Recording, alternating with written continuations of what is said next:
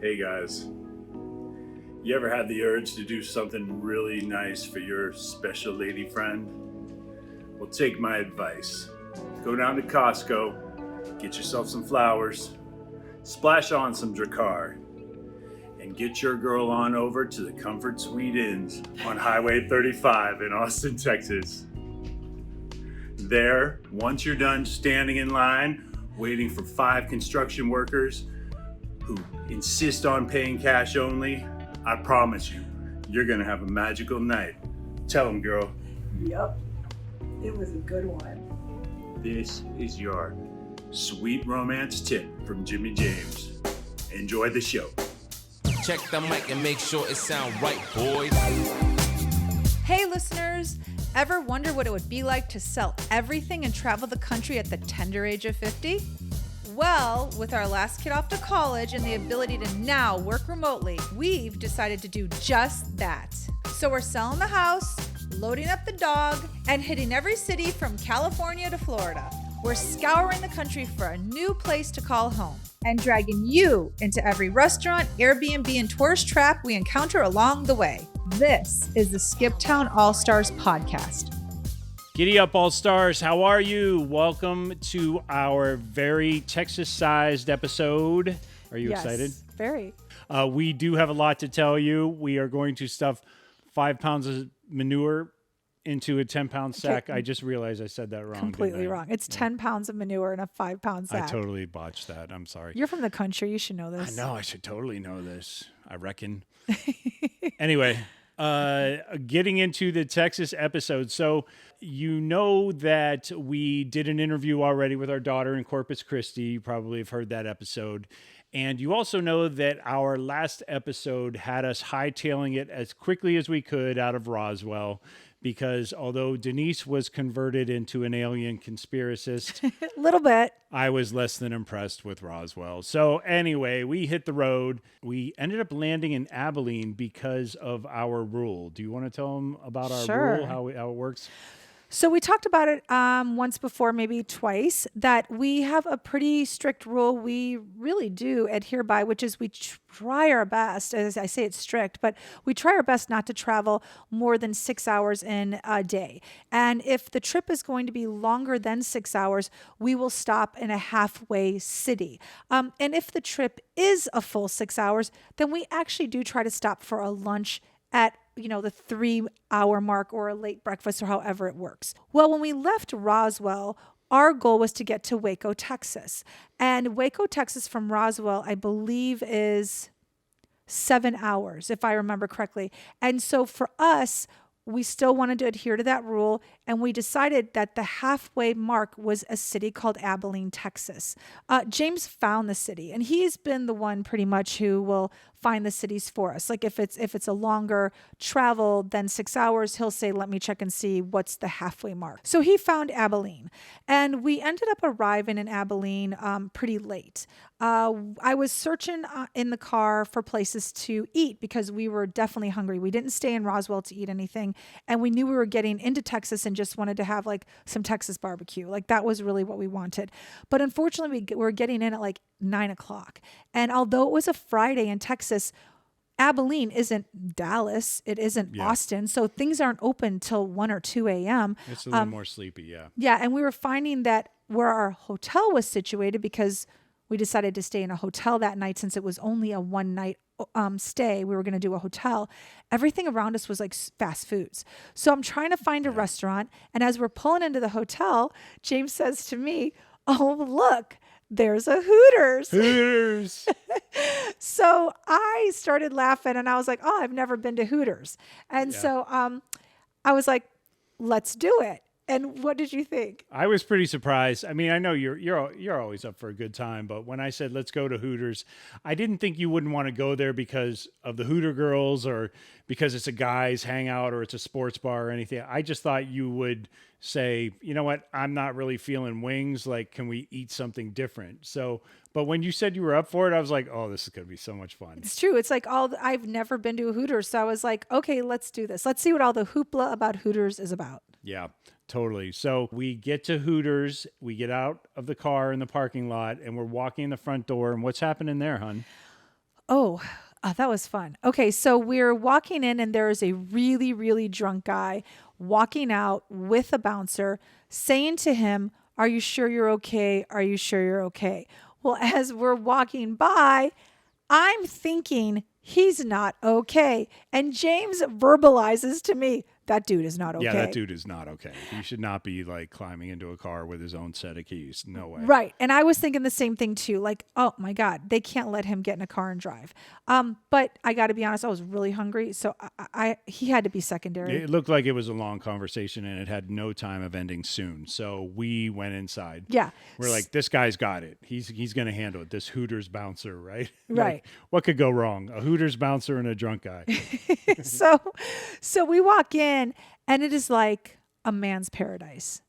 It is flat screens everywhere with every single kind of sports is happening right now is playing on the screen. Obviously, pretty girls and chicken wings. It's like, oh my God, this is heaven. And beer. You forgot the beer. Oh yeah, beer.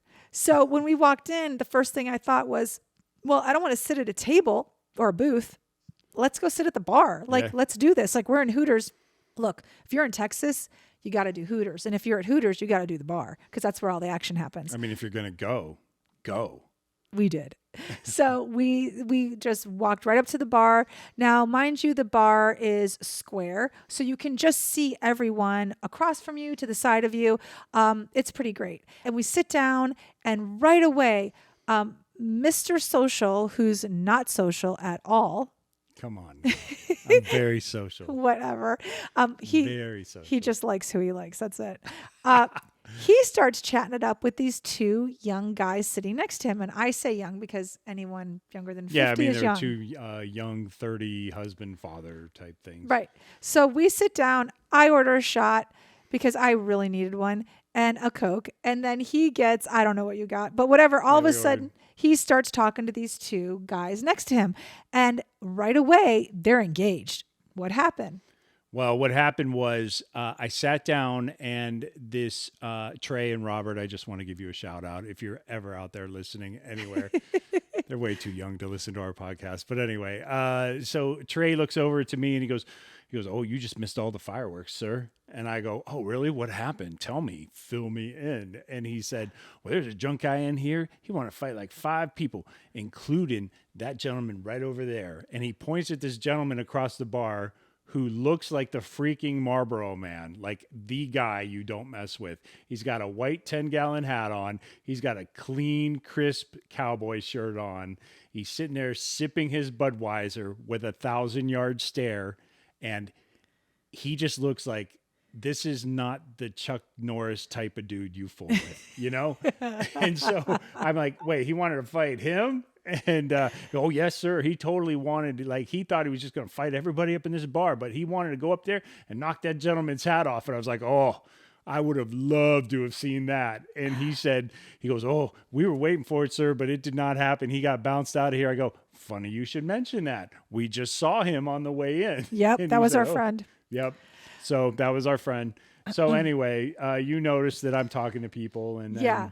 And I have to say, I noticed the white cowboy hat guy too. Like, he looked tall and he was rather good looking. His hat looked very expensive and his shirt looked really nice. And he was sitting with his friend who was quite smaller than him, had like a baseball cap on, but also looked fairly nice. But I have to say, no one at that bar looked nicer than the white cowboy hat guy. Right. So then to paint the picture of our L of the bar, our corner, there was, starting with white cowboy hat, who was the furthest away from us on the other leg of the bar. There was white cowboy hat. There was smaller best friend guy in the baseball hat, a couple empty seats, Alabama man bun. I can't even say it right. We tried to nickname him. Yeah. Alaman bun. That's his name. Oh, Anyway, it was a I'm guy with call him Bama. It was a guy with an Alabama t-shirt on with a big man bun. And, you know, he had obviously been drinking as well. So he was very boisterous, and I couldn't hear anything he was saying because I was talking to the two gentlemen next to me. And then turned the corner, there was another guy sitting there, and then my two friends, me, and then Denise. So that's kind of like how everybody was laid out.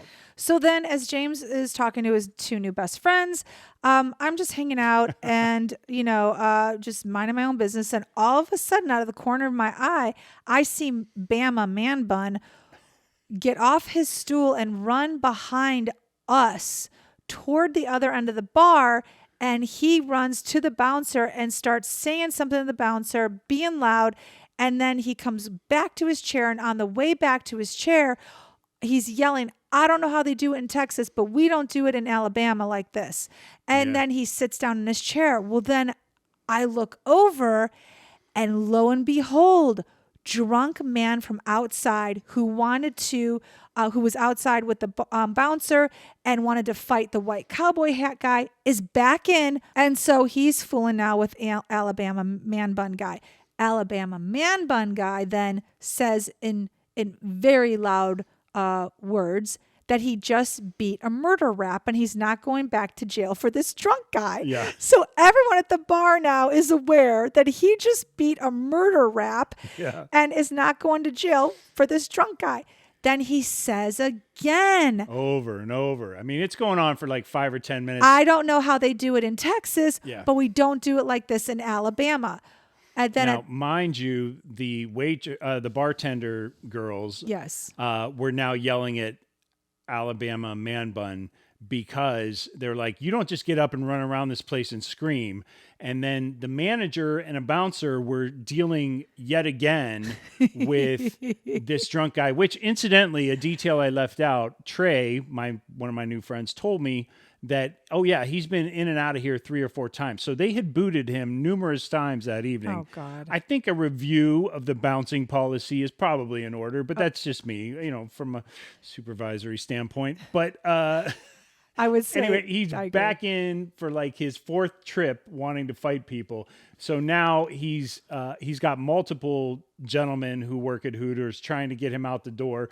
The bartenders are yelling at Alabama Man Bun, and you're just sitting there giggling like a school kid because you were like, funny. This is the most amazing night of my life. My wings had not even come yet. And so then the waitress comes over to me and is like, welcome to Texas. I mean, that was literally not the waitress, the bartender. She goes, welcome to Texas. And I was like, oh my God.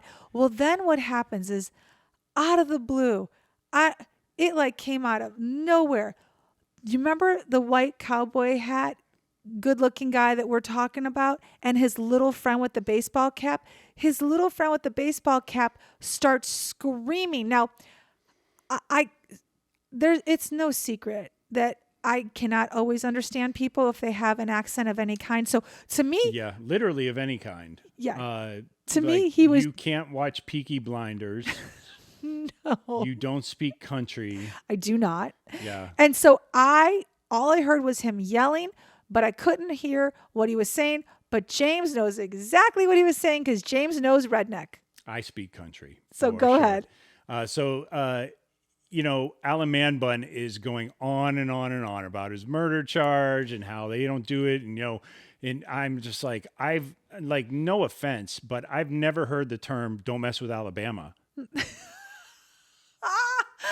Oh my God. Right? There's a reason why it's "don't mess with Texas," right? Yep. And I'm like, yep. Listen, little buddy, little friend, let me guide you in the ways of not getting your ass kicked. I come from the sticks in Ohio, and I'm not going to say to a bunch of Texans in the middle of a Hooters on a Friday night, that's not how we do shit in Ohio. Like, are you out of your mind right now? So anyway. I think someone else agreed with you. And it was a little baseball hat guy, and he was like half the size of his 10-gallon cowboy hat friend. And what happened? He was not afraid. He starts slamming. He goes, well, dude, do something then. Do something then. You over here bumping your gums. I got to hear you. I'm trying to drink my beer. He goes, you going to go fight him? He's right there. He wants to come back in. He wants to fight you. Go fight him. Go do something then. He's like, bumping your gums. And I was like, oh. I'm like, this little guy's getting in on the action, right? And now all of a sudden, Alan Man Bun looks at him and his eyes get as big as tennis balls. And when you know it, he's a little quiet. Well, then what happened too was that when the little guy was yelling at him, he banged his hand. He banged his hand that was the so clincher, yeah. hard on the bar twice that every single person in this big square bar looked at him. Like, it was quiet. It got dead quiet. I've never seen it get quiet in a Hooters before. This guy banged the bar so hard that on the TV, there was a Texas Ranger about to throw a pitch, and he turned around on the mound and looked at all of us like, what the hell is going on in this Hooters in Abilene right now? I'm trying to win a game. And this little guy was like, he ain't going to fight me. I know he ain't going to fight me. And I was like, I think you're right. He's not going to fight you. I'm 3 times your size. I'm not going to fight you. Nobody's fighting you. You win the night. And then the best part. So little guy is going crazy, banging his hand on the bar, telling Man Bun to bring it on. He's basically saying, bring it on. Yep. And his best friend with the big white cowboy hat, cool as a cucumber. Still sipping that Budweiser. He didn't even turn his head. Straight ahead. Did not look ahead once. No, did not turn his head once. Yeah, he did not turn his head No, once. he was looking straight ahead. He was just like, just another Friday night for me. I'm good. It was crazy. Yeah. It was insane. So then It was. to my left. You were loving it. Oh my God, it was the best. It brought me back to Chicago. It was so much fun. It was so much fun. I haven't seen a bar fight in so long. You were this close to seeing 6 of them at the same time. Oh, within 20 minutes of being there. It was going to be like Roadhouse up in that place at any moment. You know that, right? Yeah. And then to my all I was thinking was, okay, I got to shield her. These guys look cool over there. I'll wedge her over there in that corner, and we'll just try I'd and be like, sneak go, out. go, go. I know. Denise would be like cheering breaking them on. bottles on the bar and stuff. Oh my God. Oh, it was. I was so happy that we were there. Like, we picked the right place. And then to my left were 2 guys that were sitting, enjoying their wings and French fries, and they were like, and the show. Yeah, and the show, and they literally were like everyone else in the bar.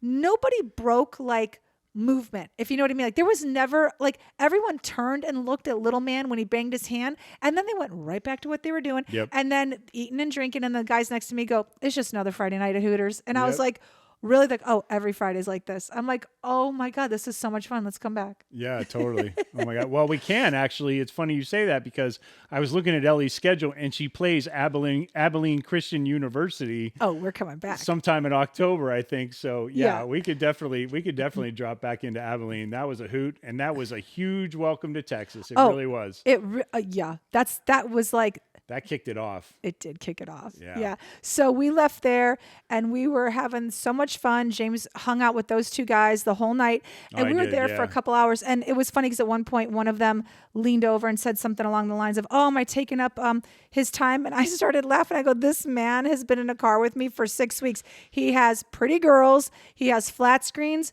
a beer, and 2 guys to talk to. Have at it." Yep.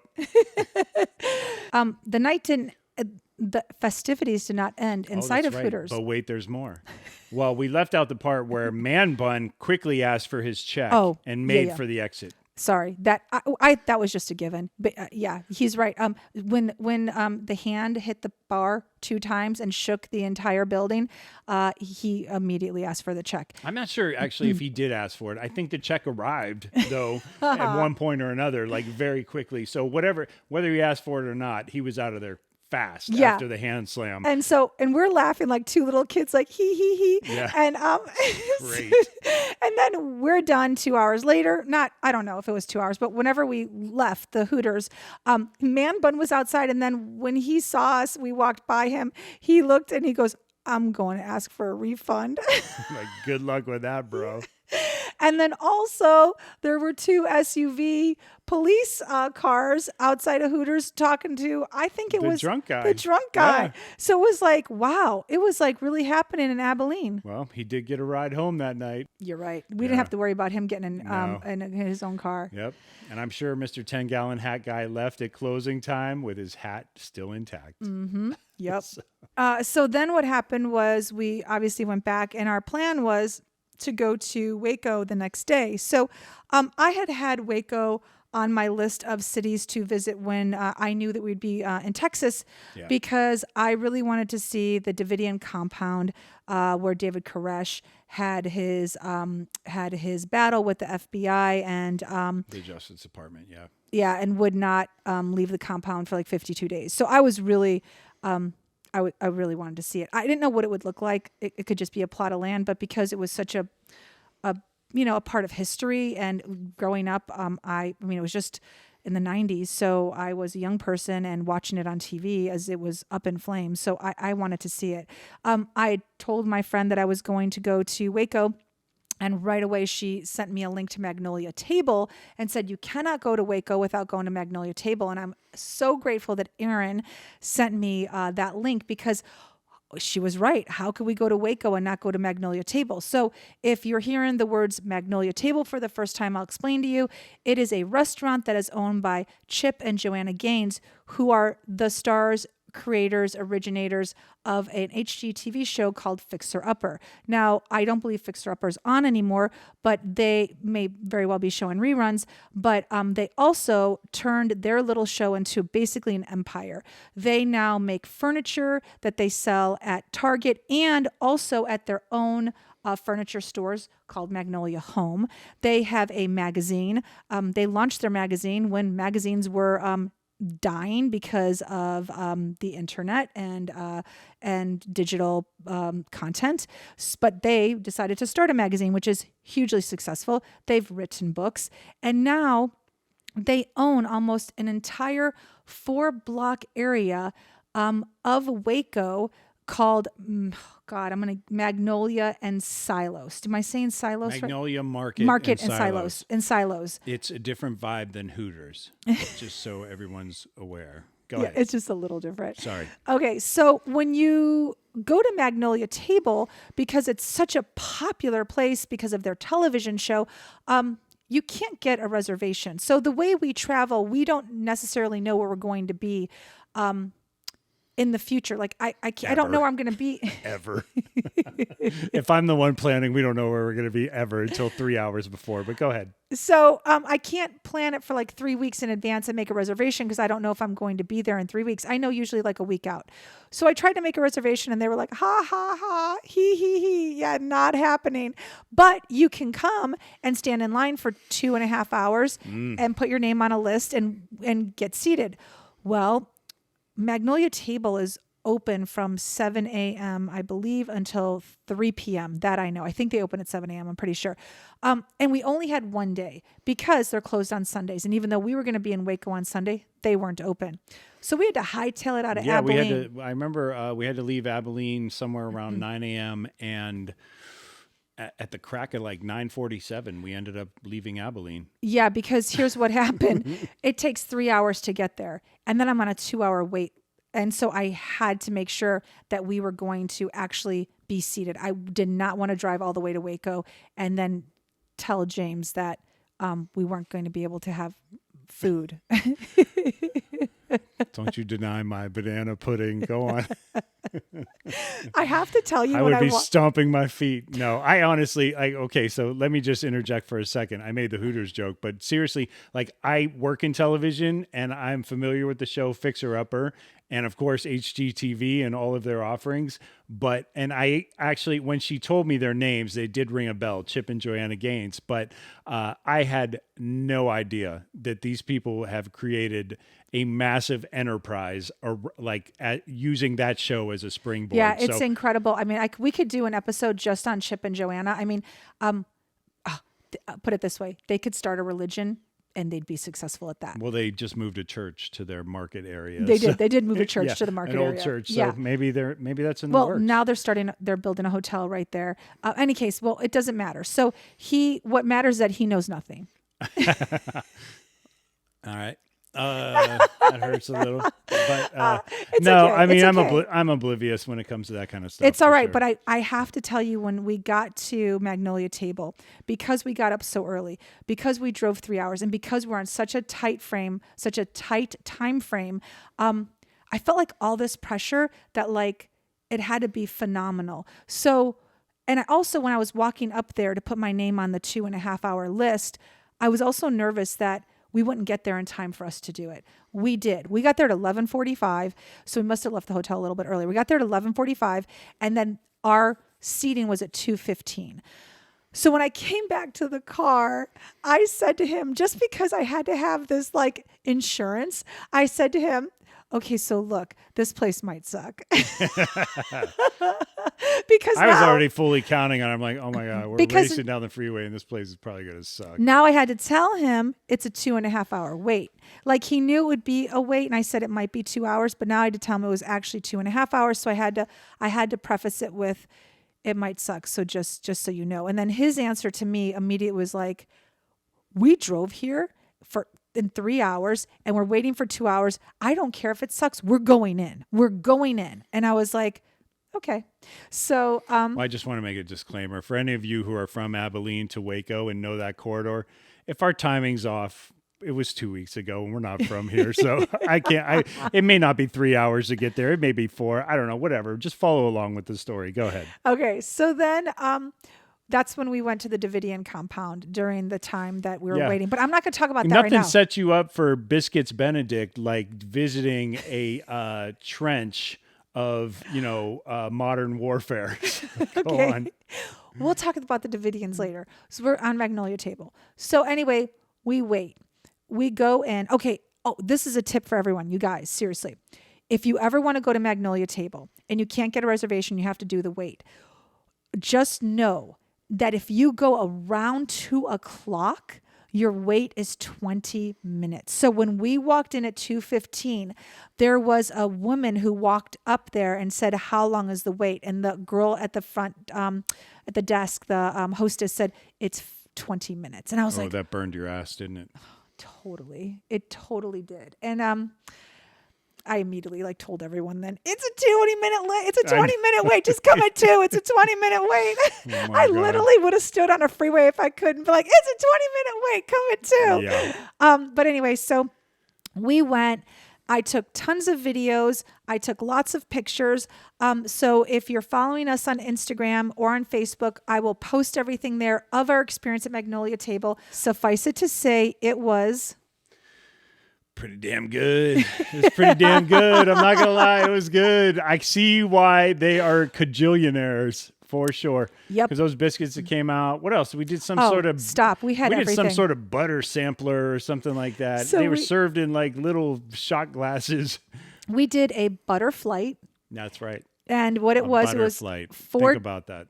4 different types of butter. One was a honey butter. One was a chive butter. One was a blueberry butter, and one was a strawberry butter, I believe. I think so. And then one was honey butter, one was regular. One was chive. It regular? Yeah, I'm an expert on butter. Okay, Lay it out. One was their regular creamy butter, churned up by Mamaw Gaines recipe from 1963. And then the next one was honey butter, and then there was a blueberry butter, and then there was the chives. Okay, so we had the 4 butters. Yeah. And then it came with a basket of deliciousness. So you have to put the butters on something. No. It's not. It's not a bread. They brought out the most delicious croissants, and I know croissants. I've been to Paris. Oh my God. That sounded so what the hell? Stupid. Okay. Anyway, then they had oh my God. They had so great. A scone in the basket. They had a biscuit in the basket. They had a cinnamon roll in the basket, I believe, right? I don't remember. It was just, you don't remember? Do you know why? I remember it was all good. Do you know why you don't remember? Because I inhaled it all. We were in food heaven. It was pretty good. It was amazing. Yeah. It was amazing. So that started the morning, the afternoon. But that was the start of our meal. So when that arrived, all I kept thinking was, God, I hope this is good, because this man has been waiting for 6 hours for food. Please make it be good. And you know what I was thinking? I was thinking, this hypnosis is not really taking hold. Okay. So anyway, I'm referring to the Sedona episode. Check it out.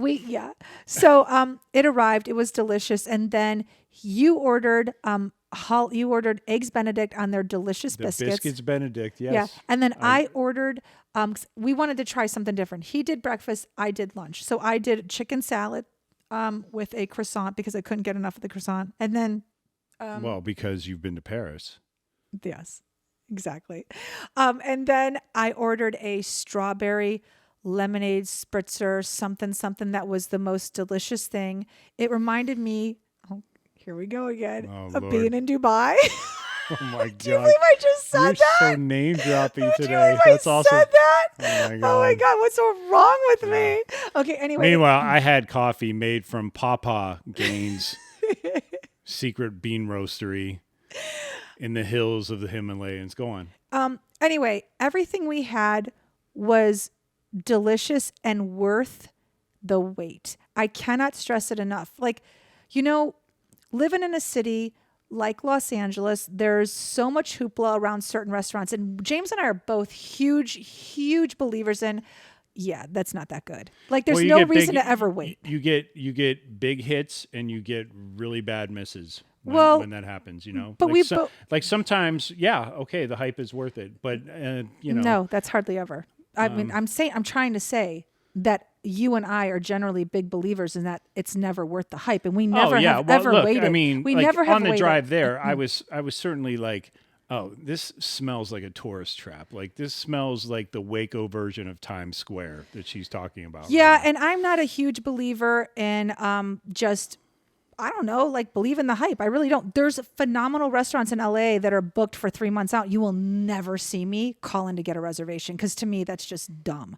So to wait 2 hours and 30 minutes for this restaurant went against every bone in my body. But but I was like, okay, let's see what they're all about. It was worth the drive. I'm not gonna lie. I mean, we were man. going to Waco anyway, but it was worth speeding down the freeway for. It was definitely.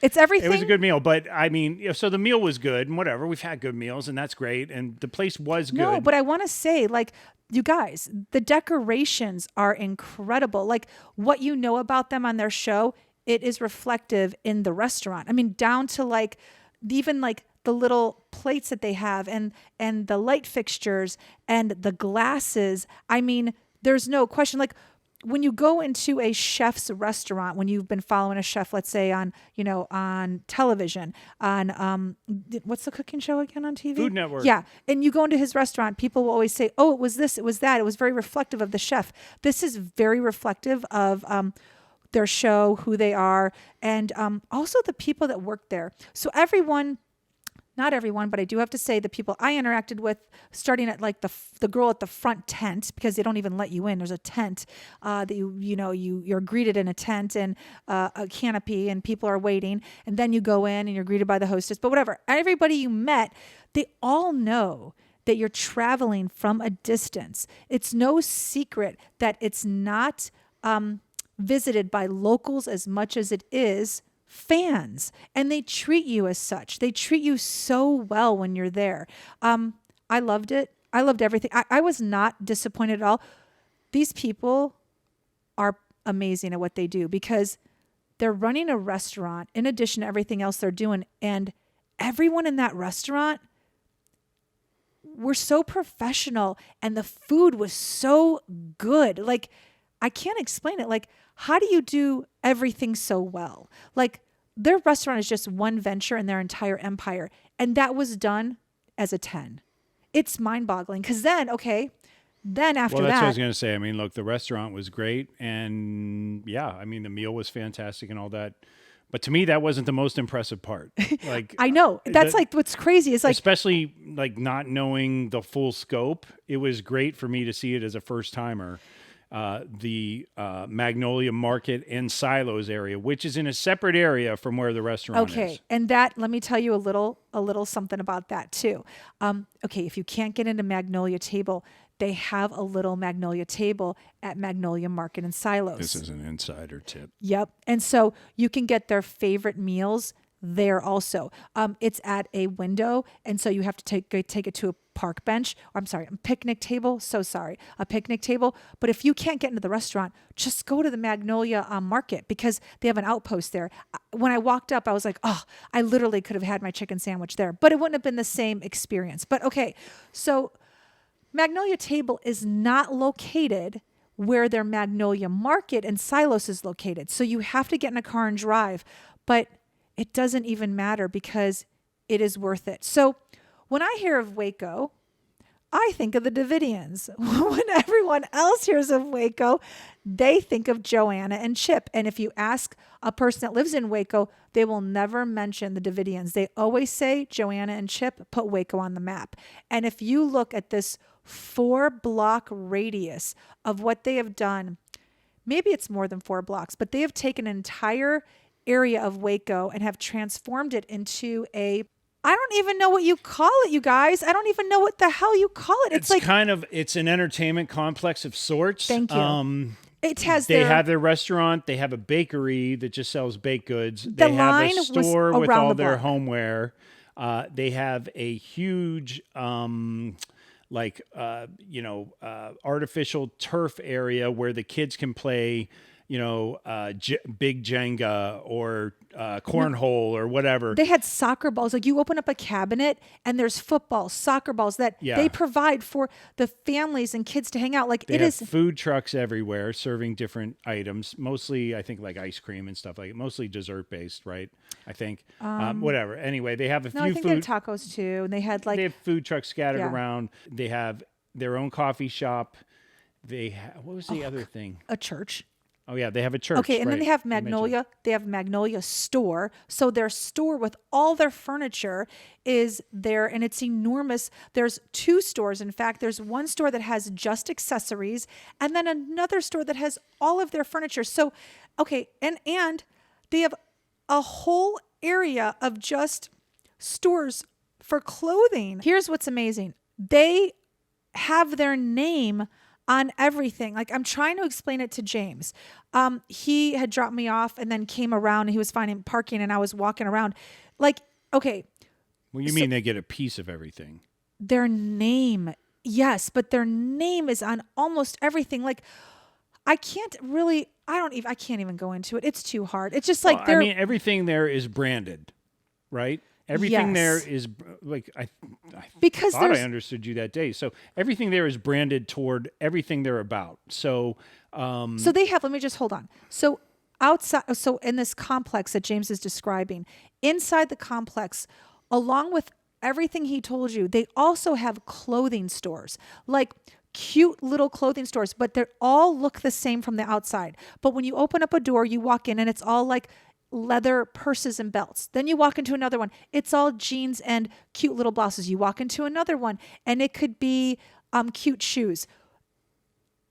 So whatever you buy, the receipt though says Magnolia. So I can't explain it. Like, I don't know how they do it, but it's like, I very well could own a jean store and I could go in there and sell my jeans. But Chip and Joanna have arranged it in such a way that nobody would know that Denise's jean store is called Denise's jean store. No, yeah, they license everything. It's incredible. I mean, it's the same thing Trump has done with his steaks and his wine or whatever the hell Trump sells, his neckties, all that stuff. It's like there's a licensing fee that they're paid. Yeah, so I bought a couple of like gifts for the girls at like one of the stores. And when I left, the receipt said Magnolia with the address. It didn't say, now the name of the store was, I think, on the tag. I think it was called like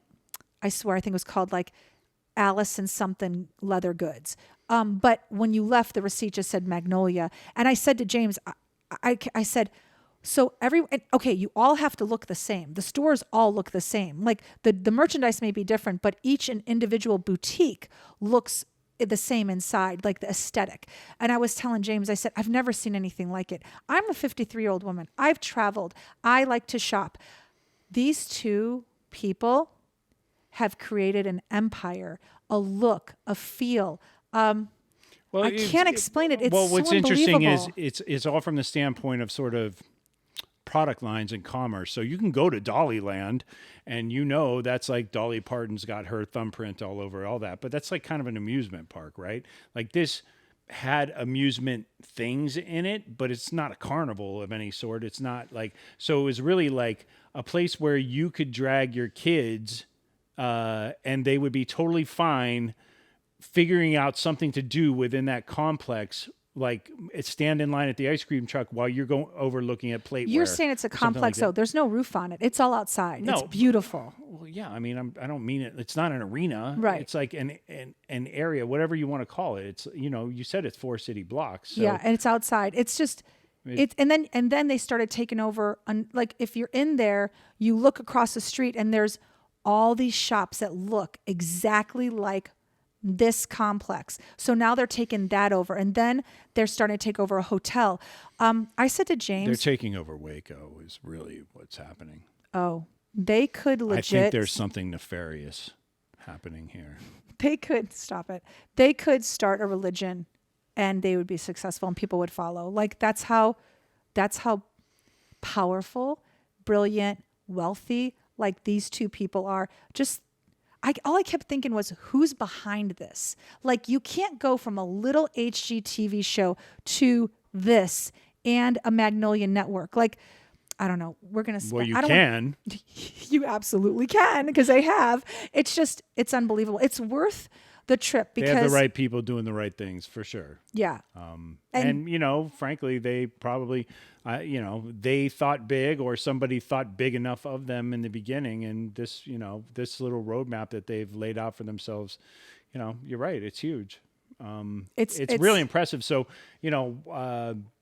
while you were looking at, how all the boutiques look the same or whatever, for me, I was just like zooming out because I'd already sat through 2.5 hours of waiting to get biscuits at their place. And now I'm like walking around their place and just like their market area and taking it all in. And I'm like, from when you zoom out and look at it from a business standpoint, it's really impressive. So, yep.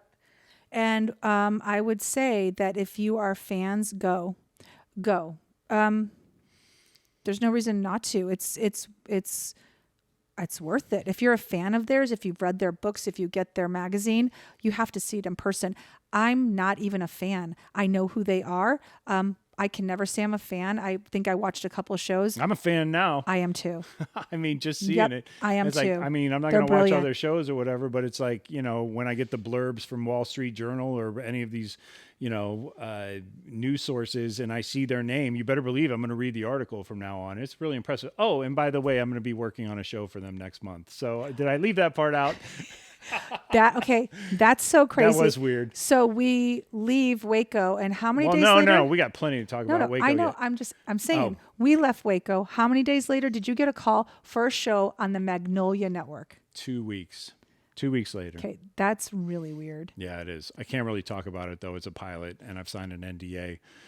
Which brings up the bigger issue that, we're doing this road trip, and that's fantastic, but we're going to run out of money if Pops doesn't book some work. So starting in October, I will legit be working remotely on this new show for Magnolia Network. And I'm pretty excited. I'm not gonna lie. I think mentioning that I had been to Magnolia Market in Silos actually helped me get the interview. Really? And I don't interview anymore. You know that. I've been doing this too long. Like it's a phone call or an email or whatever. You think they sounded impressed? I generally don't. I think they were impressed that I knew what they were talking about. Oh, nice. Yeah. Okay. You as, can as thank a me. 50-something guy. Maybe I should talk to them. Well, they are thanking you because, you're going to be the one spending all the money, I'm sure. So okay. Your thank you's in the mail. All right. So I'll do your interview next time. How's that? Okay. Well, hey, now. Don't you threaten me with a good time. So anyway. So let's get to the dark stuff. Yeah. Let's go to the Davidians. Yeah. So in the middle of rewinding just a touch, in the middle of our wait to get into Magnolia biscuits. Magnolia Table. Magnolia Table. We decided rather than sit there in the parking lot and watch people get rejected for 2 hours, we decided we were actually going to head out to the Branch Davidian compound. There is a church there now. It's been rebuilt. The minister of that church is adamant about telling their story and telling it in such a way that everyone realizes that what happened back in the 90s was not the heart and soul or the intent. Message. Yeah, the message of the original Branch Davidian compound, or the what is the name of the church? The Branch Davidian members. That was not. But they're not Branch Davidian. What's the name of the church? Carmel. Anyway, Mount Carmel. Blah blah blah. Yeah. I gotta look it up. So the minister now was there, like in the flock way back when, and runs the church now, and it's also a memorial. Unfortunately, on the day we got there, it was raining, and They don't do tours. Okay, first of all, this is stop one of our death tour. So we like to see places where people have died. It's really morbid, and I can't explain it, but this is... well, we're not the only ones. Okay. There were Babe, other cars there. there was one other car there, let's be honest. And when I told the two guys at Hooters we were going to the Davidians to see the compound, they both, the guys to my left, looked at me with big eyes, and I go, is that a little morbid? And they go, uh-huh. But anyway, so this is stop one on our death tour. So More to come. yeah, definitely more to come. So the unfortunate thing is that when you look it up on Google, it does tell you the hours of the tours and what the tour entails. And I wasn't quite sure until I read about it. I thought maybe it was ran by the city of Waco or possibly even the state of Texas. I wasn't sure like what was being memorialized and who was making money off of it and where the money was going. And it didn't take much for me to find that it's actually the property is still owned by the Davidians.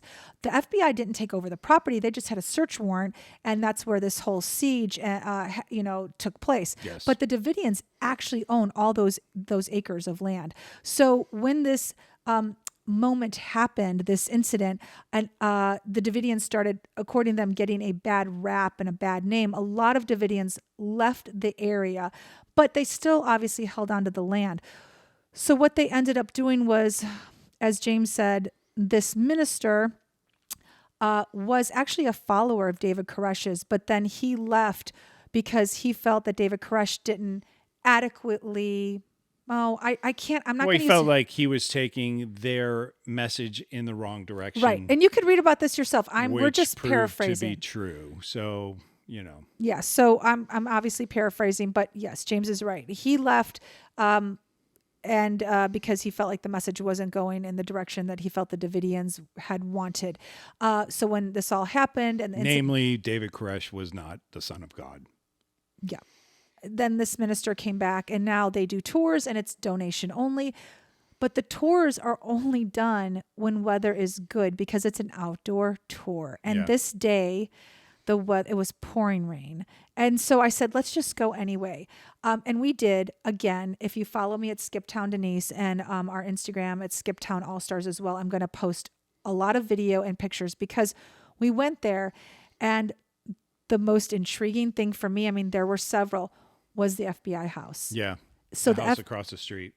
There is one house across the street from this compound, and that's where the FBI staged their, what's it called? Reconnaissance, their surveillance. Surveillance, that's the word. They did their surveillance there, and it's still standing.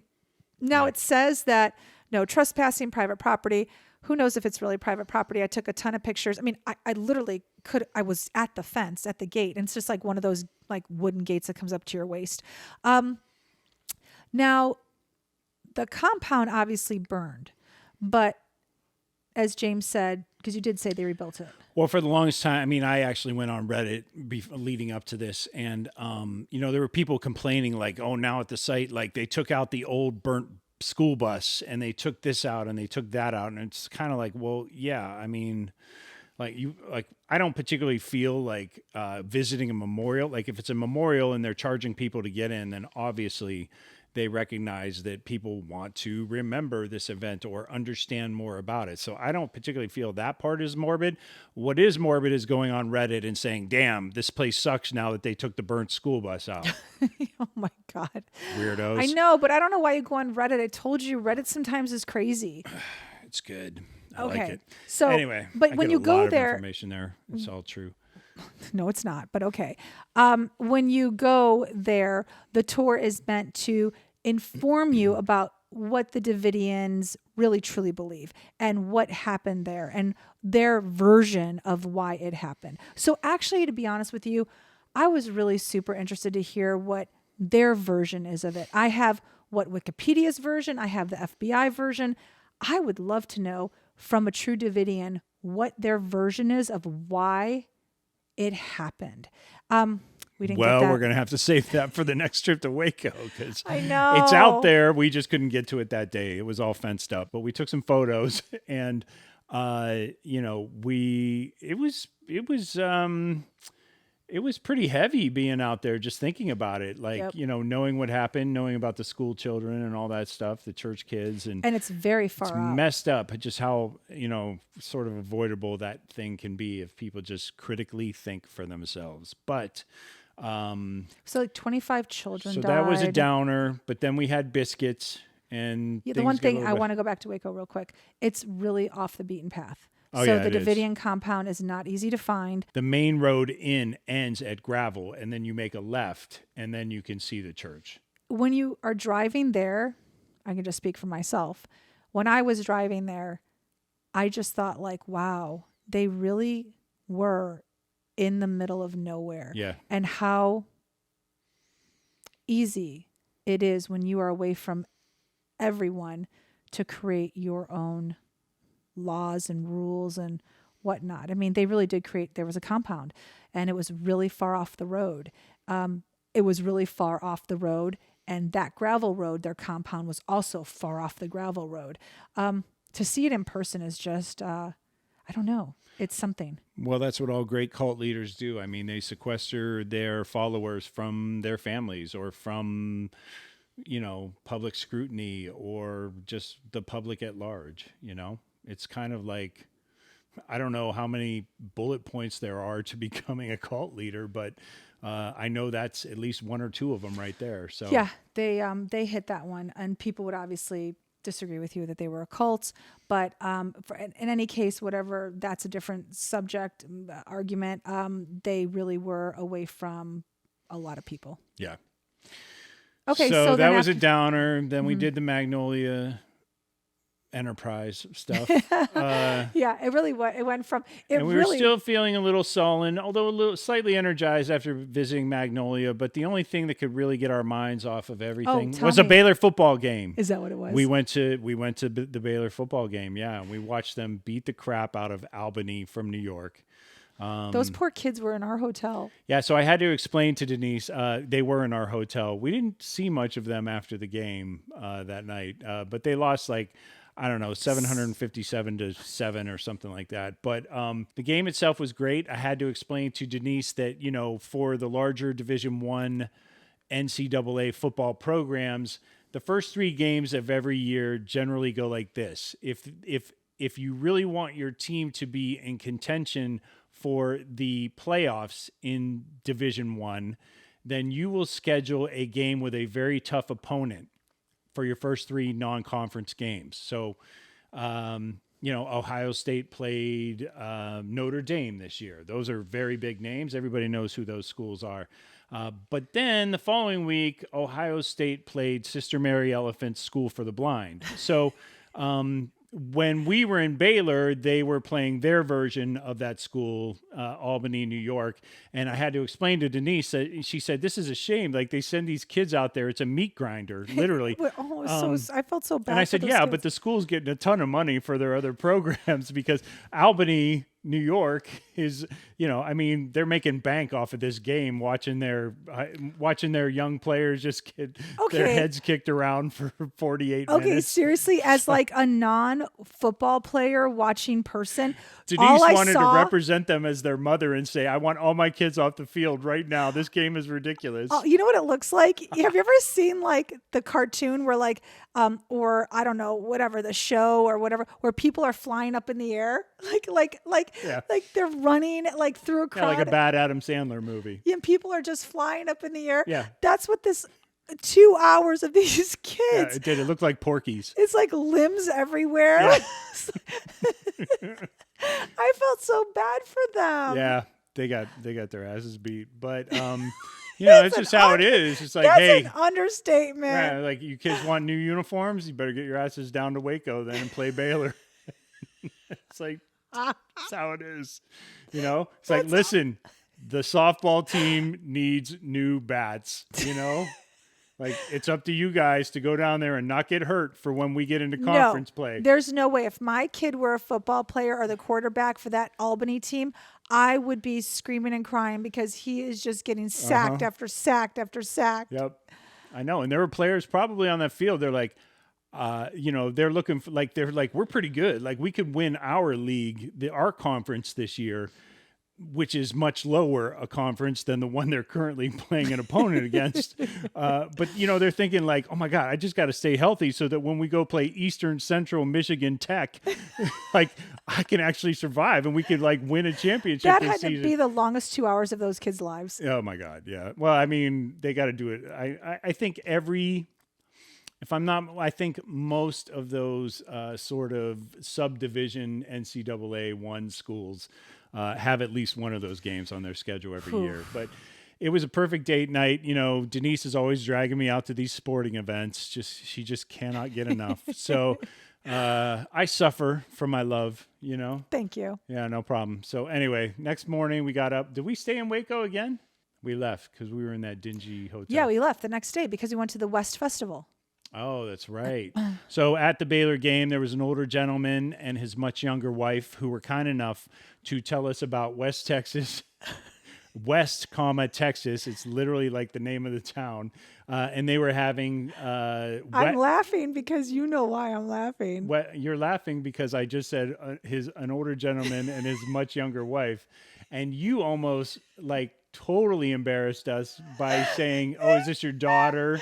or something like that. Oh, I had to stop myself.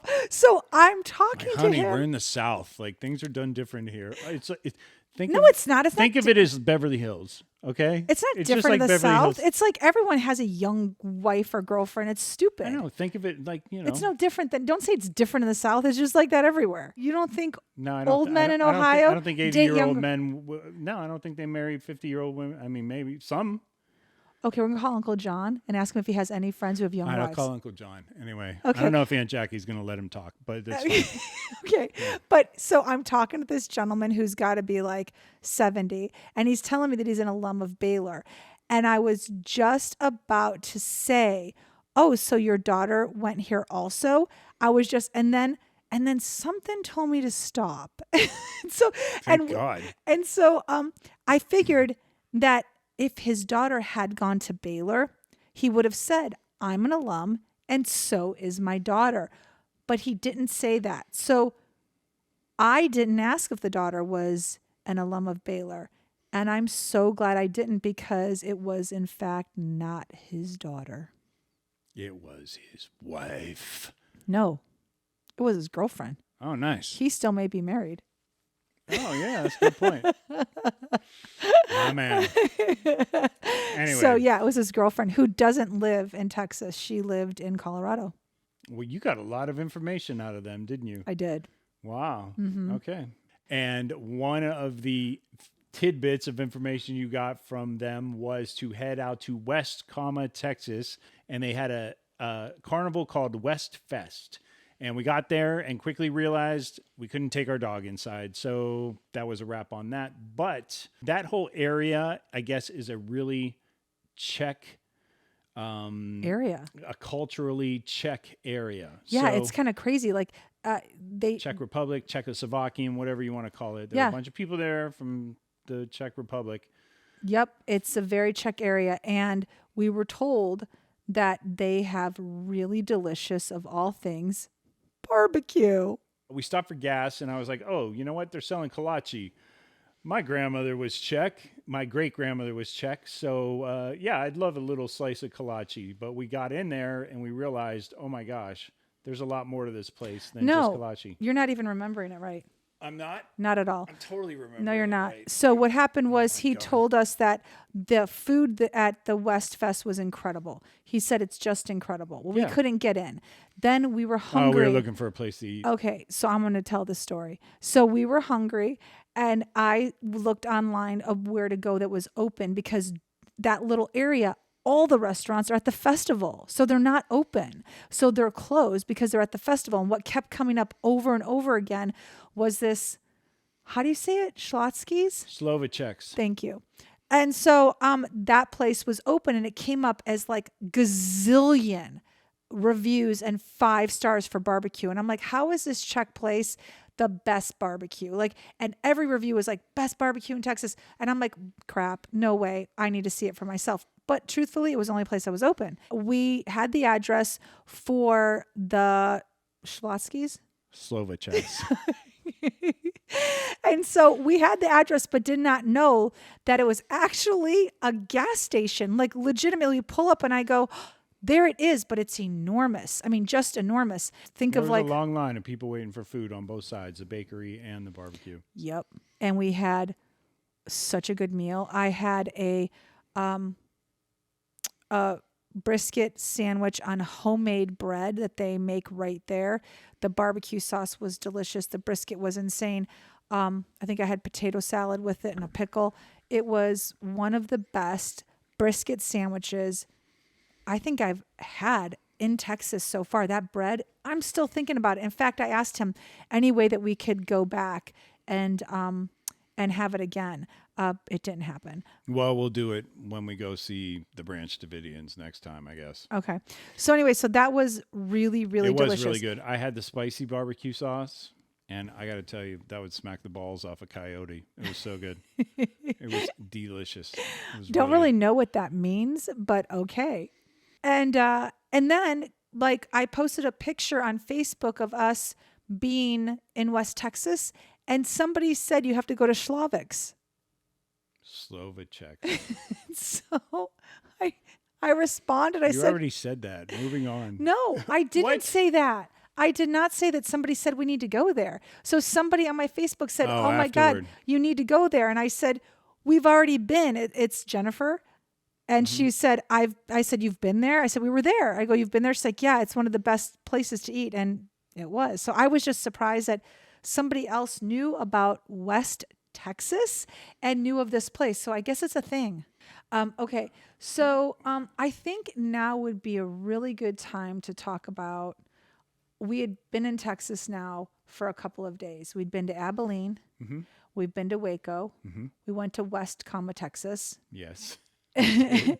And then we're heading to Austin. Yeah. And at this point, how are you feeling about Texas? Surprisingly loving it, and not like I mean, everybody talks about how people in Texas are cool. At this point in our trip, though, everybody had been nice to us. There was that one guy at the gas station who, the minute we told him we were from LA, he suddenly stopped and said, "Well, don't California my Texas." It was mixed emotions because there were so many cool neighborhoods, or if you want to live out in the sticks, you totally can and get yourself a big fat house on a nice piece of land. And it's, it seemed for the most part super affordable. It's just a highly politically charged state. That part's a little difficult because, there were obviously court cases that happened. I don't know if you guys follow the news, but there are a lot of things that happen politically in the United States with the Supreme Court.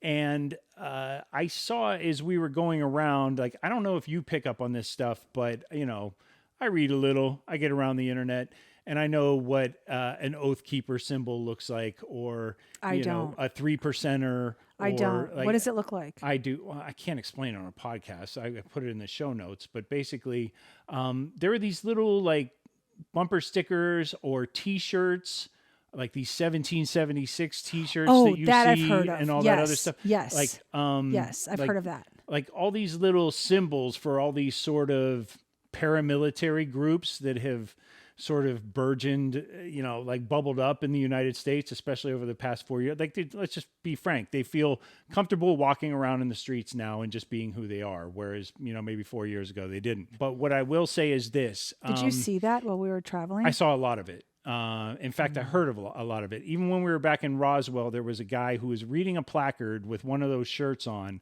and the placard in the UFO Museum of all places was talking about how a neighborhood in Los Angeles actually accidentally had like bombs dropped on it at some point. And his response to that was, oh, well, at least they hit something. meaning it's I okay know. Yeah, to yeah. bomb Angelinos, basically. And so What did his shirt look like? it's just, it was one of those, I think he was one of the 1776 guys or whatever, And so it's like, hey, whatever, great. Like, I just think it's a bunch of bullshit. I'm not going to lie. It's like, sure, you got your weapons. Everybody can say you can have your weapons. Texas Texas, no problem. You can carry, with, the minimum credentials or what have you. Without getting too much on a soapbox, I think it's bullshit because frankly, you're not going to launch a revolution. Okay. You're just not. What you're going to do is pick up Timmy at T-ball practice at 4:00. And then you're going to go home and you're going to have pork chops with your wife, Sally. And then you're going to eat cheesy poofs with your daughter, Sarah, until you have to put her to bed at the end of the night. And then you're going to wake up and you're going to go to work the next morning. You're going to do it the next damn day. So let's not think that you're some freedom fighter that you're not, because you're not. It's just the only service you can provide this country is to get up, do your job, and take care of your family every day. That doesn't mean killing other Americans, okay? I think you're full of shit. I'm a gun owner myself, coming out of the closet. Anything I else believe you in want to share? responsible ownership, Yeah. just like a lot of people say they do. I tend to think that I walk the walk a little more. Like we all knew that crazy kid in high school that we said if he ever shows up with a gun, we're all going to get killed, right? Like he's going to take all of us out. So let's admit it. There are people in our neighborhood, your neighborhood, my neighborhood, everybody's neighborhood, who shouldn't have the ability to go out and buy a firearm at will. So there are crazy people who shouldn't have guns. Now, the argument is, sure, you can have guns or whatever, but to bring it back, this isn't about the Second Amendment, because I feel like that's already won. Like I don't see America doing anything about responsible gun ownership anytime soon. I'm sorry, maybe I'm being negative. That's just how I feel. But History has proven you right. I know. Unfortunately. It is, unfortunately. I mean, even in, we're Okay. we're talking 2 hours outside know. of Uvalde, Right. Yeah. It's No, like you're people right. are walking around wearing these shirts. So- I just think it's bullshit. You're not the freedom fighter you think you are. You're not special forces. You're not a Navy SEAL. Right. You're Joey, who got his ass beat in high school all the time. And now you're a little salty and you can buy some bullets and all that other stuff. And it's like, if you want to go nuts, sure.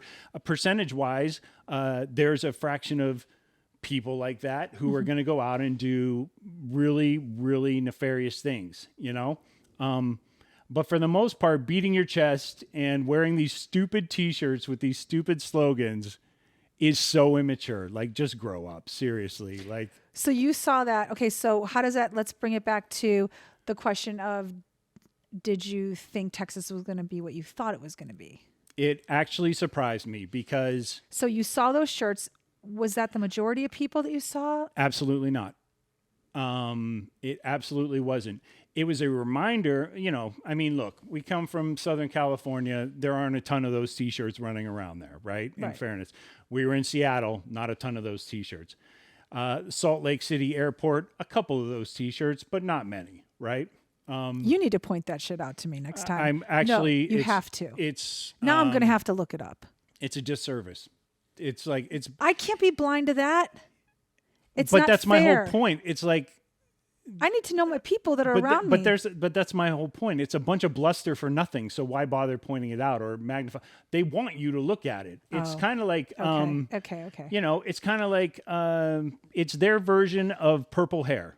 You know what I mean? Oh, absolutely. Yeah. Okay. It's got like, it. I got to wear my politics on my T-shirt. It's like, who gives a shit? Like, I don't give a shit what you believe. Do you give a shit what I believe? Nobody gives a shit what I believe. I'm on a podcast and, 20 people either dipped out just now when I was giving my thing, or they're fast forwarding. They're like, yeah, whatever, man, just get to the part where you're in West Texas, And so, so to bring it back to answer your question, I would say that, our reception by and large as Californians, when we revealed ourselves to be boo Californians, was actually more positive than it's been in other states, Agreed. Would you agree with that? Absolutely. Yeah. So that part, I'm not going to lie, kind of shocked me. I feel like there are people And maybe I'm wrong. Maybe if I moved to their town, they would say, we don't want you here. You know what I mean? But I felt like there were people, even the two younger guys that I was talking to, they told me straight up, like, oh, yeah, we lean conservative, you know. And I'm like, great. I used to lean conservative way back when I was your age. And, you know, things are different for me now. That's all that matters. Like, I don't mind arguing with one of my, you know, quote unquote, dad's Republicans, you know, like, if you want to argue policy, then that's great. Let's have a civil, discourse. If you want to argue democracy, I'm not going to let you win that argument. You know what I mean? Like, we're not going to have that discussion because you're nobody I want to be around. Got it. So it's kind of like, so that's a thing. But I will say Texans surprised me. And I feel a little bad about it because other than the knuckleheads I was talking about earlier that I went off on a tear on, I feel a little bad about it because, 90% of the people that I've come into contact here in this state have been so welcoming, you know? Well, I think that there is a group of people for every group of people, meaning that there's a group of people to make other people look bad. And that's in everywhere you go. Absolutely. There's always going to be a fraction of people that make the majority, can lean to, I'm not using the right words, but can make the majority look bad. So absolutely. So case in point, there are people in Los Angeles right now who are mad that you don't want homeless encampments out in front of elementary schools. yeah, that's insane. So that's like, That makes us look bad. So I can't talk to that person either. I You know can't what I see mean? that. Yep, It's agreed, like, 100%. I feel like politically, listen to me. Like a lot of people say I don't belong to either party. Blah, blah, blah. Like, no, I feel like politically, I really am a moderate who leans Democrat. You know what? You say it so much better than I do because the truth is I say stupid is stupid. And someone who wears a 1776 shirt to me is stupid. And someone who thinks an encampment outside of a kid's school is stupid. So to me, stupid is stupid. I know. And doesn't matter. But I mean, look, I don't, it's just, the whole mechanism of politics and news. I understand why people hate the news. I get that, or hate the media. I get that because the whole mechanism is to be divisive or to scare. It's one or the other, and that's what sells. I mean, so for your thought, it was the small group of people has given Texas a bad name for you, or given you an idea of a Texan that really wasn't accurate up until this point of being, in West, Texas. Because we'd been now in Texas for. Yeah, I mean, to be fair, I didn't see any of these people in West, Texas, but okay, right. You know what I'm saying? Yeah. Just like in our travels. I know. Okay. I would say it wasn't what you thought it was going to be. Like there are a couple of sort of hitches for me politically that would probably keep me from moving here. But damn, they got me thinking about it because the people are so nice. You know what I mean? Mm-hmm. It's like it's really tough for me as a father of 3 daughters to move to a state and give my money to a state that doesn't recognize freedom of choice. Exactly. So my politics are mixed, but I didn't honestly feel like so many states were as mixed. And that has been enlightening, frankly. I suspected that red states were hardcore red, and I expected that the blue states were hardcore blue. And I'm finding purple people everywhere is what I'm saying. Mm-hmm. Does that make sense? Yeah. I have to say that coming to Texas was very eye-opening for me. We had been only about, 3 days in at this point, 4 days in. And I realized that I'm closed-minded, as open-minded as we can be, for sure. Can be. Everyone can be. As open-minded as I thought I was, definitely very closed-minded. In relation to what I thought I was going to encounter when I came to Texas. There is something to be said about don't mess with Texas and it also being a very friendly place. And those are two opposites. Like, don't mess with Texas. Welcome to Texas. Absolutely. Absolutely. Everyone is really, really nice.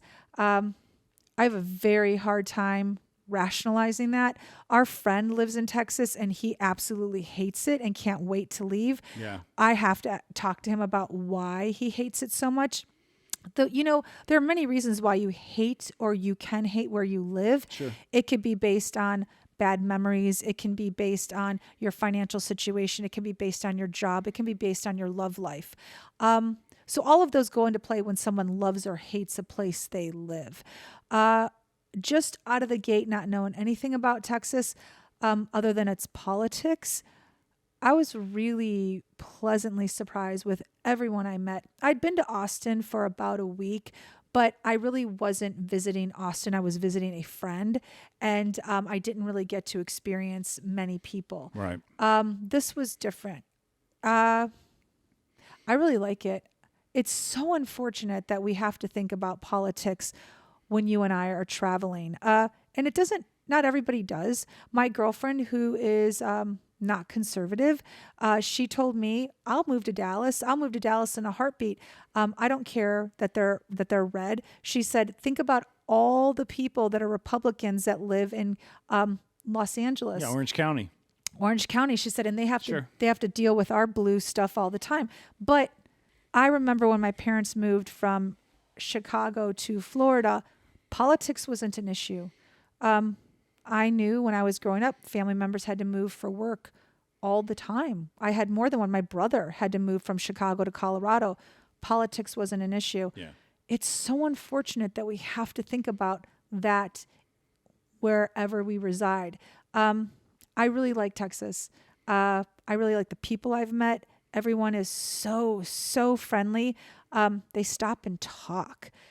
It's weird. Like, we were out sitting outside of that gas station having lunch. Yeah, and 3 people came up and talked to us, 2 or 3 people. Out of the blue. One Yeah. lady even bought a bottle of water because she had not seen that our dog, that Roxy, had water in her bowl. Like, she couldn't tell. And so she bought a bottle of water from the gas station and brought it to us. She must have thought we were bad dog owners. But and then she was like, here, keep it. And then she was talking to us, asking us all kinds of questions. I don't know. It's been a long time since I've found that. Like, it's been a long time since I've had that. I mean, I'm not so. I mean, living in LA, it's like you can get that if you seek it. No, you can't. I'm sorry, I disagree. You Nobody's can going to talk disagree to all you. you want. I always found somebody to talk to at the bakery or Really, at the gas Yeah, I can station? talk- if At I- the gas station, somebody would stop and Who talk wants to to you. talk at the gas station? Okay, at the gas station though, more than once, We don't people have would stop and barbecue at the talk gas ga- station in No, Los Angeles. You were getting gas, and people would stop and talk to you. I saw it. They were asking me if the pump was. There's a pump that wasn't working. Nobody's talking at the gas station. It's like being at the pisser. Like, nobody wants to talk in my that moment. God, They just okay. want to do their business and get the hell out of there. Okay, So, I don't know. I'm sorry. Wherever I went, people were talking. I guess. So you're saying then that basically the people are just as friendly in Los Angeles as they are in Texas, I would never say that. because you're saying it now. I didn't say that. You're putting words in my mouth. You're saying that they're I'm just saying friendly. I'm saying you can find friends in LA if you're seeking them. There are other people who are also looking for friends. Okay, so any case, from my I think experience, there are friendly people in LA. I do. I mean, I don't I'm not saying that they're not, but you brought up LA, and I was saying that I have yet to have the same friendly interaction in Los Angeles or anywhere that I've been thus far in our travels as I've had in Texas. That's my experience. I disagree with that. I mean, I can't say the same. I've had great experiences, and I mean, we wouldn't have lived there for as long as we did. I'm not saying that I didn't. What I'm saying is that people in Texas, as a stranger, were so much more friendly than they were to me when I moved to Los Angeles as a stranger. And up until this point, with all of our travels from Los Angeles to Texas, I've still yet to be in a state where somebody is as friendly as the Texans are. That's been my experience. That's Okay. just my experience. Yeah. So, yeah. No, I would say they're damn friendly here for sure. I mean, but I thought people were friendly in Santa Fe. Well, I actually have to think about that now, because you're saying to me like the people in Santa Fe were just as friendly. And that makes me think It's like, a different vibe, though. hold on. That makes me think though, did I have a different perception of what I was going to, did I have a different expectation? Oh, I think we both did. And what you were going to experience here in Texas? Yes. Yeah, absolutely. So I think you Like, nailed Texans it. hate Californians. I mean, we're coming in with that. So it goes back to what you were saying about how our parents never had to think about that stuff. Yeah. It's like the equivalent of those guys who get in fist fights at ball games because, like, they have a few beers in them and all of a sudden they think they play for the Celtics. You know what I mean? No, I don't. But I'm I take using the your word for Celtics it. because I hate the Celtics, but I'm using your because I'm a Lakers fan. I'm But taking your word for it. but I you don't know know what what I mean? you mean. No, like there I are don't. some people who get so swept up into Oh, yeah. you know, the us versus them thing. Yes, Which yes. goes back to the t-shirts I'm talking about. Okay. Where it's like, dude, you're like one of those guys at the football game who's like fighting some other dude I because you know. both got drunk and Yeah. now everybody's kids have to see you act a fool. Yeah. You know? Yeah. So that was my big point with that, I guess. But Yeah, I just I have to say that my visit to Texas was just so much better than I anticipated. well, I think the key word for me would be genuine. When people say hello to me, they genuinely here in Texas are saying hello. We came in here with generalizations and they've been proven wrong. Yes, 100%. Yeah. And I can say that because I get about 8 great neighborhoods where you could buy a house in Texas. So we're going to move on. We're going to lighten the mood a little bit. And we're going to get back on the road. We went down through Austin. Denise showed me around a little bit because she had been there before. It's a very cosmopolitan city, a very Texas style of Cosmopolis. Yeah, Cosmopolis. That's perfect. It was super cool. You actually knew where the South by Southwest events all take place, so that was cool. We packed a lot into a pretty quick drive-through of Austin. Yeah. We knew going into it we didn't want to stay there because Denise had already been there. She said it was super crowded, super city, and she knew we were never going to want to... Super city or super shitty? Super city. Sorry. Say that 5 times. Super city-like. How's that? And she knew both traffic-wise and financially that it was Yeah, it probably was just like no it was reason going to be to 2 stay. strikes for us. It's like a city. We'd have to find parking. It'd be expensive. It'd be the same It's mortgage like, we were ugh. paying in LA. We wouldn't have improved our Oh, our you're talking about a condition. house? Yeah. Oh, I'm so sorry. I thought you were talking about an Airbnb or a hotel. No, I'm no, so no, no. sorry. I'm so sorry. No, I'm talking property. Oh, Like, yeah, there's we're no looking reason to buy a house. Yeah, there's no reason to go You knew there. that, right? Yeah. You know we're looking to buy a house one day? Yes. Okay. Of course. That's why we're doing this. Yeah. No, I'm sorry. I thought you meant But like. here's okay. So here's the Texas experience so far. It's Denise driving around looking for barbecue, and me On Zillow. diverting her when I find a house on Zillow that I actually want to look at. It's pretty accurate. yeah. It's pretty accurate. It's like she drives around aimlessly looking for barbecue. We've had it like 17 times. I know. In 2 At weeks. one point, he said to me, barbecue again. And my answer was, I don't remember. I said, when in Rome, like you do this, like when you're in Italy, you eat Italian food. Once I leave Texas, I will not get the same barbecue. So yes, barbecue again. Barbecue again. And I'm a huge barbecue fan, but it's like once in a while you got to have a piece of fish. You know what I'm saying? So anyway, Austin was just sort of a pass through for us. Great city. I could see my kids spending time there if we buy a house in New Braunfels. I said it wrong, I think, on No, my...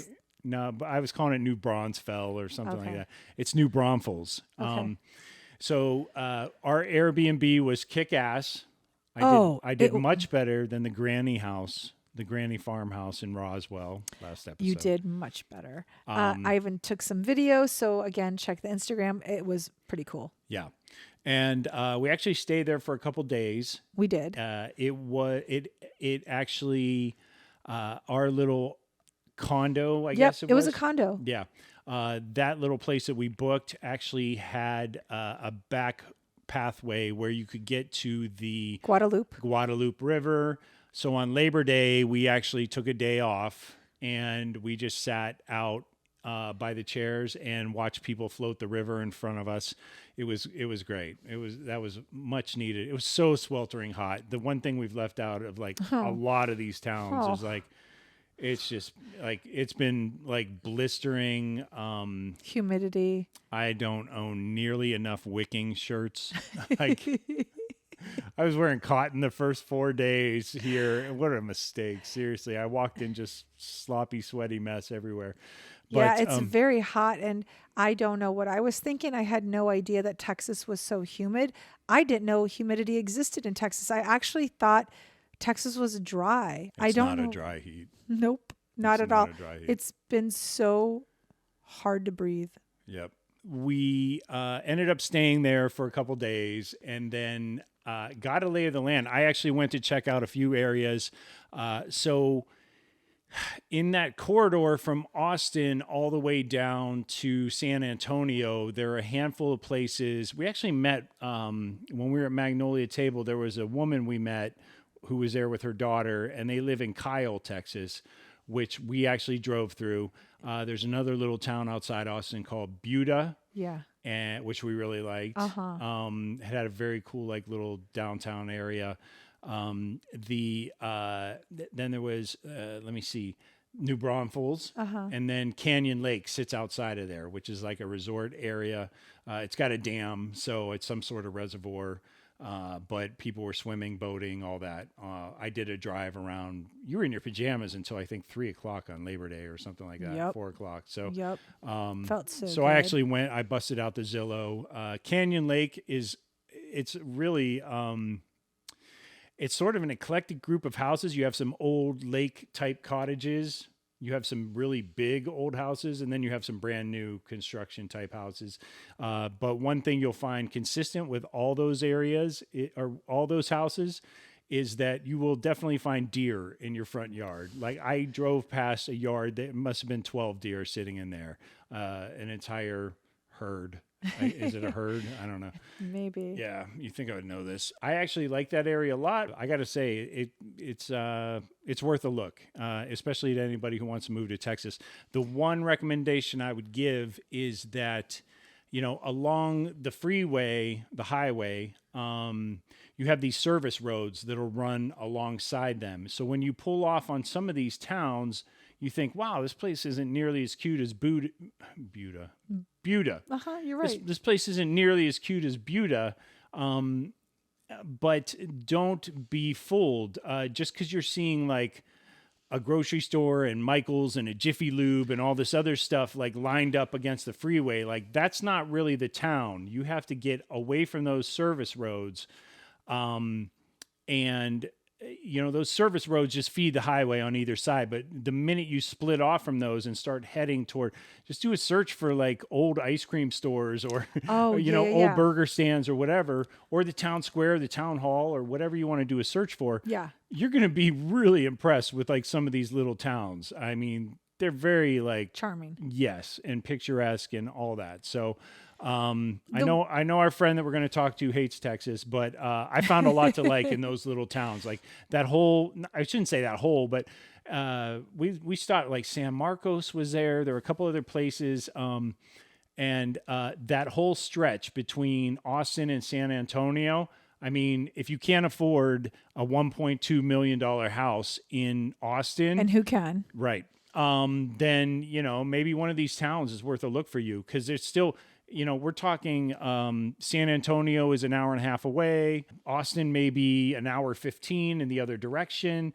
You got a great airport on either side of you. You have, well, I mean, I think the state capital. You have UT football games on one side. You have San Antonio Spurs on the other. That's pretty like sweet spot that, if you're into the arts, all the cultural aspects of either city, like we talked about South by Southwest and all that. I mean, the one thing that we did learn is that because Austin is so expensive and people can't afford to move there, more families are venturing out to those areas that you have just mentioned, and finding themselves quite happy because really, I think New Braunfels, am I saying it right? Braunfels is only 30 minutes from Austin. Like that's pretty amazing. Yeah, and it's like if you have to schlep into the city for a job, like it's not super bad. No. If you're working remotely, then you're getting the best of both worlds. Absolutely. You can have like your little plot of land, an affordable house and mortgage. And then you get all the benefits, like I said, of either city. If you're willing to drive a little further from there, then you can go to San Antonio and get that sort of flavor. Hang out at the Alamo. Which we did. So we left after a couple of days in New Braunfels and checking out that whole area, which we loved. We did. We did even though I did spend a lot one day in pajamas. You loved it because you had a down day. Yeah, but you took me down the main street and we sat by the river just to be able to float the river oh gosh, like something as simple as that. For all of you river loving people who have the river right in your backyard or any Yeah. river, All you people like, in Pigeon Forge, Tennessee, you're so lucky. Boise, Idaho, I'm super jealous that you can Bend, float. Oregon. Yeah, I'm jealous. Screw you people.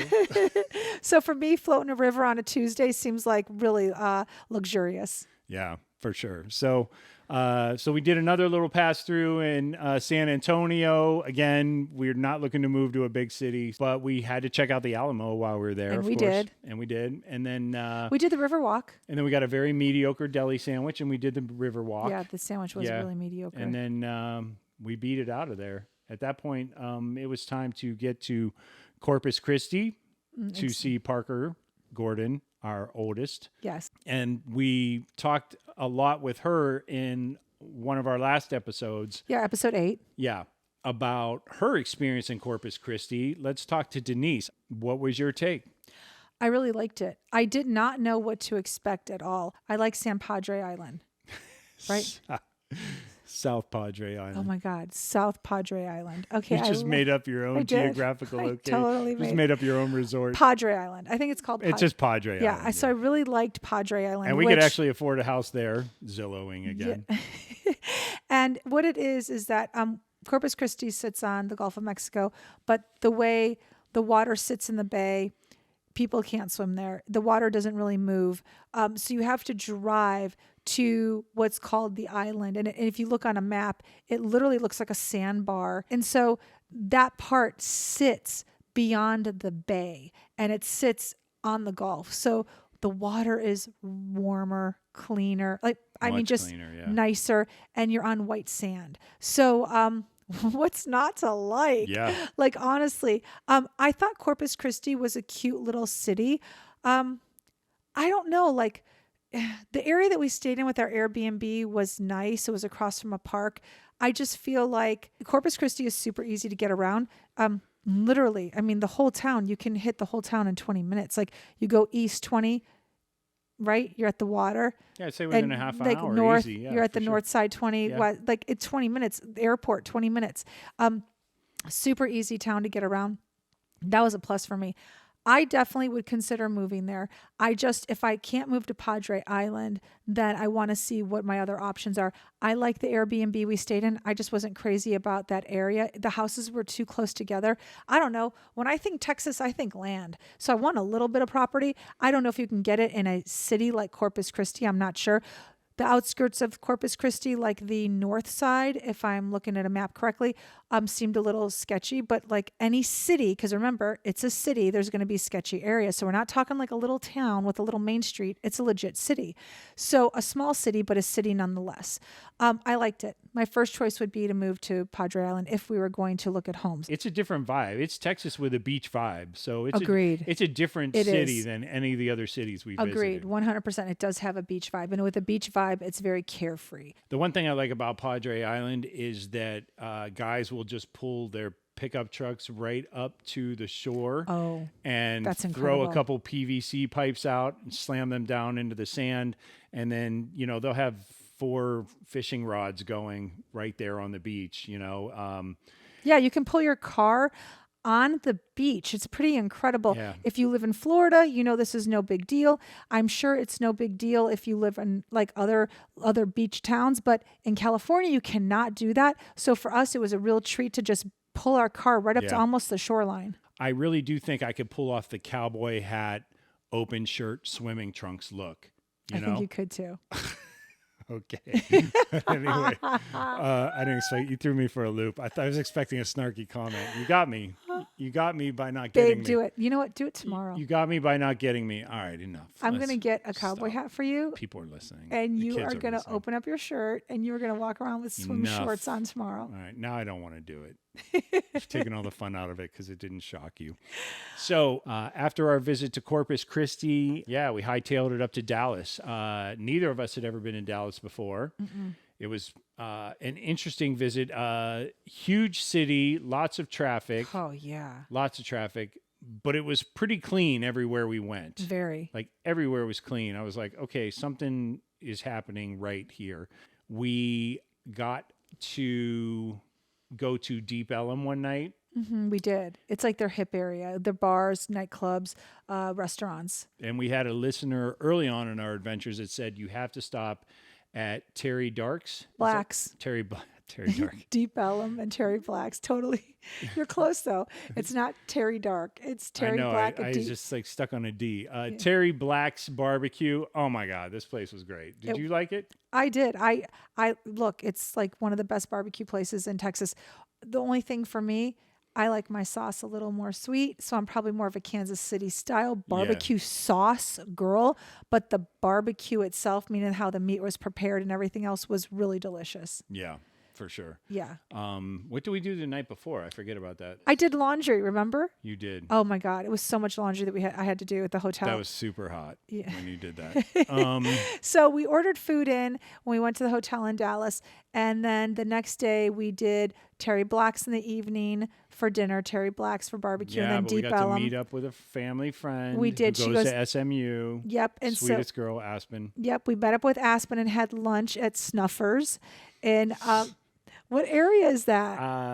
It's not Highland Park. It's No. a different area outside of SMU, which is just down the way. But it's like an SMU staple, I guess. Yes. Like a lot of collegians go there. Yes. So we got to do that, and that was nice. So it was kind of nice because since we stayed in downtown Dallas, it was nice to go to SMU, which is a little bit outside the city. I mean, it's still in the city, but like, we weren't surrounded by big tall buildings there. We like had a little Main Street area that we could like walk around. It was really cute. And we went and saw the JFK Memorial Yes, we did. and the Well- Texas Book Depository, which Yes. is now some sort of records building. Yes.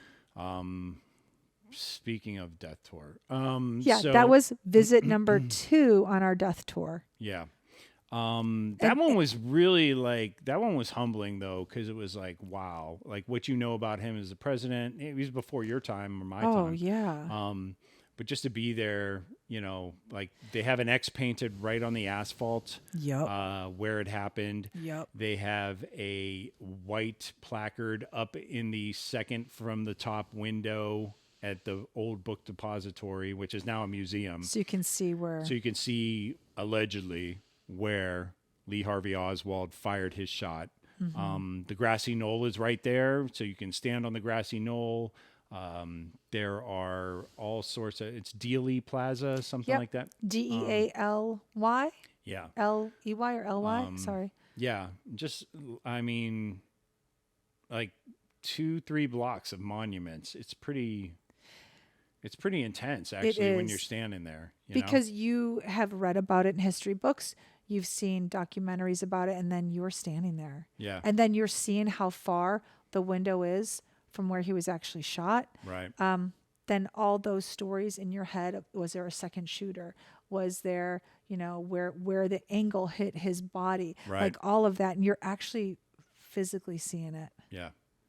And when you see where he allegedly fired the bullet from and what it would take to hit the president in a moving car without today's technology, I gotta say, I don't think the story stands up. Okay. I actually want to watch more documentaries. Like when I left there, I said, I need to really see more documentaries now that I've been here. The only downside, which was disappointing, was that we got there rather late and the museum had already closed. So there's an actual museum that will take you up to the 6th floor. Yeah. And from everything I've read and from listeners telling us that we should go there, I am thoroughly disappointed that we did not. That was a second museum on our desk tour that we were not able to see. You are Mike Pence. Am I? I got a fly on my head. Yes. Anyway, so back the to flies in. really disappointed that we did not, and we had to leave the next day. So and the next day was Sunday, so we'd have to wait till Monday. So it was really, I hope we can get back to Dallas because I do want to go to the 6th floor. Yeah. And we saw AT&T Stadium on our way out, so it'd be great to attend a game too, even though I'm not a Cowboys fan. Oh, it would be obviously, fun. But, I agree. Watching Texans do Texas stuff at the Cowboys game, that'd be crazy. So That's classic, I'm right? into that. That's yeah. like that's Texas. Yeah, for sure. So anyway, that's sort of the recap of our Texas adventure. I will Yes. say I have some top 5s and bottom 5s to you. I do. You Okay. go first. You go first with your likes. Okay, so my top 5 for Texas, number 1, Hooters in Abilene. I don't know about your Hooters and other cities of Texas, but I'm going to say Abilene Hooters. Abilene's got you beat. Yep, number 1 for me. That's nice. That beat Waco. I mean, that totally beat Magnolia Table. Yeah, I did. Okay, so number 2, Magnolia Table. Number 3, the Davidian compound. Just seeing the FBI house was like crazy. Number 4 for me would be going to a Baylor game because I have never been to a college football game, and going to a football game like Baylor where everyone comes out because there is no national, professional football team in Waco. So this is their team. Like, that stadium was full of green. That was a great Saturday night. It was green, right? Was Baylor green? Yeah, well, all the kids were wearing, it's yellow and green, yeah. Okay, it was pretty cool. Yeah. So that's number 4. And then number 5 for me, I would have to say going to see Aspen at SMU. Oh, that's so sweet. Yep, that was a highlight of my 5. Well, if she ever listens, she'll know. You're right. My bottom 5. Wait, Okay. I got to do my tops. Oh, I'm sorry. Go ahead. You mentioned the Baylor game. I liked McLean Stadium / Friday Night Lights. We were driving down the freeway in West Texas, like the real western side of Texas, on our way from wherever to Abilene. And we actually saw from the freeway a high school football game. It's true. All the lights lit up. It just gave me such nostalgia for, You were Friday Night Lights at my own glory days. Yes. No, I mean, just like everything you know about Friday Night Lights, the TV series, the movie, But the nature of the beast here in Texas. You really were Friday Night Lights, though. Like, you're. Oh, I did, yeah. Because you're from a small town, and Oh, football yeah, was a big deal. Absolutely. And it was just like, those kids are so lucky they get to go out there and mash heads every Friday night. Like, I'm so jealous. Like, kids, you got to live it up while you can. When it's over, it's over. But that was great. I really like service lanes and dedicated U-turns. You do love those U-turns. Oh, my God. A dedicated U-turn. You don't have to wait for the light to change and hope some guy coming around the corner isn't going to hit you. When you get off on the service lane that runs parallel to the freeway in Texas, there will be a lane, most times, as you come up on the left, that's dedicated where you can just loop around and jump right back on the other side. You don't have to wait for Joe Schmo and his truck across the way to turn left or right or whatever. Nope. It's just a lane, a continuous lane that keeps going. I love that. And Texas, you won't did get that a right. ticket. You will not get a ticket. So I like that. I love the people. The people we talked about at length. They surprised me with how much they love me. I'm not going to lie. So You are hysterical. I know I could do well in a small Texas town despite being a Southern Californian. Babe, you speak country. I do speak country. I speak a little redneck. Anyway, moving on. Slovacek's in West Texas. I really liked a lot. Best damn barbecue you'd ever get at a gas station other than Joe's in Kansas City. Moving on. I like how people say yes sir, no sir here. Yes sir, no sir. That's a good Yes sir, one. no sir. There's a level of respect for people you don't exactly know or you're not exactly required to respect, if that makes sense. And yet they offer it. How about that? What a concept. A little bit of respect as a fellow person coming down the street. So I like that a lot. And I don't know what number I'm on right now, but one thing that I definitely enjoy seeing are these $250,000 trucks running around on the streets. They're amazing. Oh my God. Like, these trucks cost more. Like, Seriously? I don't think I've noticed honestly them. don't know how their wives are cool with them buying these decked out trucks. You know what I mean? It's like, I know they don't have it set. Like, it's not about asking permission for your wife or whatever, but there are women, who are like, not for nothing, but we don't have any rice or beans in the cabinet, And it's like, meanwhile, you're driving around in this apartment building. Oh my God. Okay, They're so lush, plush. They are the bomb. I'm serious. I get it. I get why people want to jack up trucks, all that stuff. So If you lived here, would you have a jacked up truck? I would want one. I don't even think they all look the same to me. So I didn't even notice them, to be honest with you. Oh, They're super expensive. Don't be. Yeah, they're really expensive. I mean, I'm You have to show me. exaggerating. I'm exaggerating when You I say have- 250.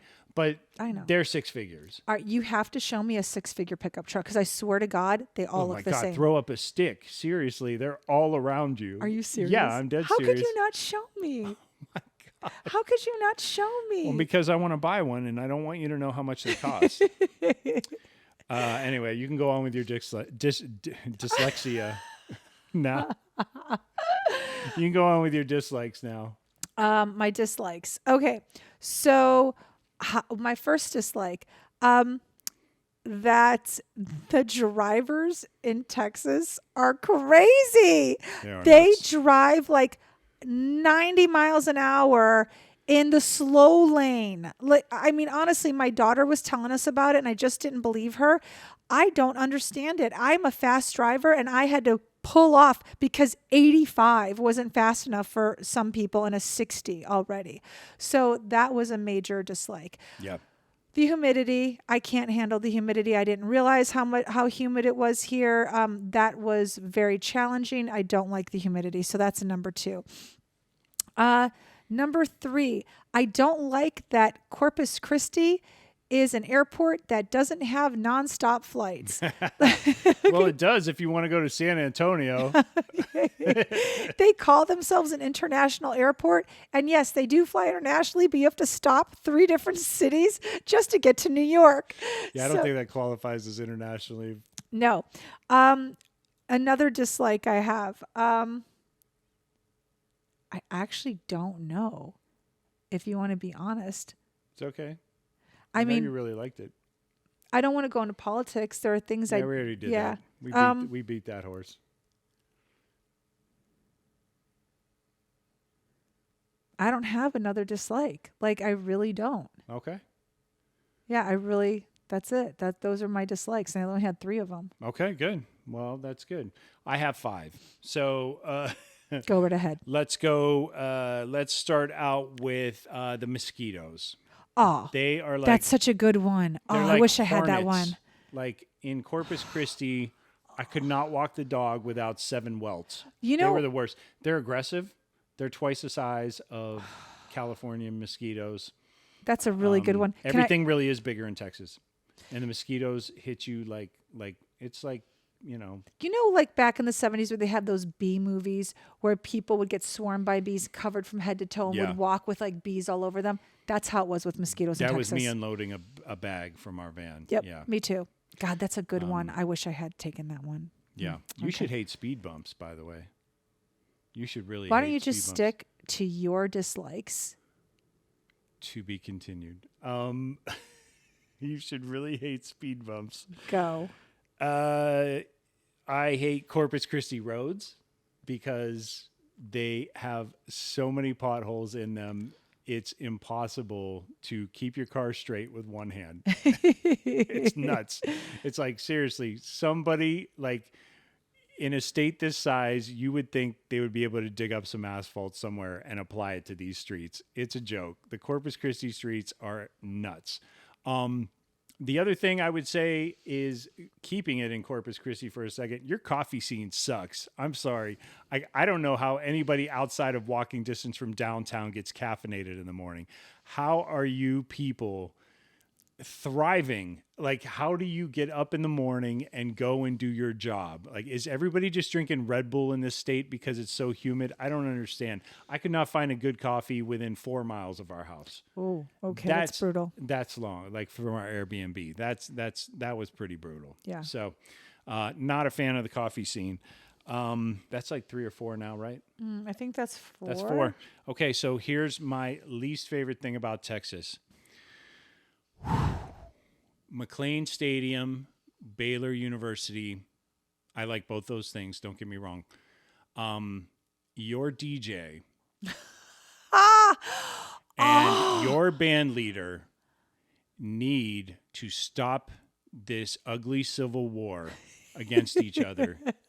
So if you want to true. talk about laying down arms and putting politics aside, your DJ needs to not be playing Drake while your band leader is playing Hang On Sloopy or whatever the song is. It causes a tremendous amount of cognitive dissonance when you're a fan on the 50-yard line, hearing bootsa, bootsa, bootsa in one ear and trumpets and drums in the other. Just take turns. It's ridiculous. Whoever the athletic director is, or the events director, or the president of Baylor University. I know it used to be Kenneth Starr. Rest in peace. He's gone. Whoever that person is that's in charge of these two people, or whoever the people are, like maybe their people need to meet. I'm not sure. Oh, I think that they've met, and I think it was a battle. It was of the acrimonious. bands. It's definitely acrimonious. Oh, like there's no question. 100%. They do not like each other. It is not a great fan. It is not a great fan experience being at your games and listening to dueling banjos from either side of the stadium. It's a joke. Like seriously, stop it. Somebody coordinate this thing. It's junk. Anyway, those are my bottom 5. Wow, okay. And we were not kidding you at the beginning when we said this was going to be a Texas-sized episode. Look at the time clock now. Won't you look at the time? We got you to your destination and back. Yeah, we did, for sure. Empty nest, full tank. Check the mic and make sure it sound right, boys.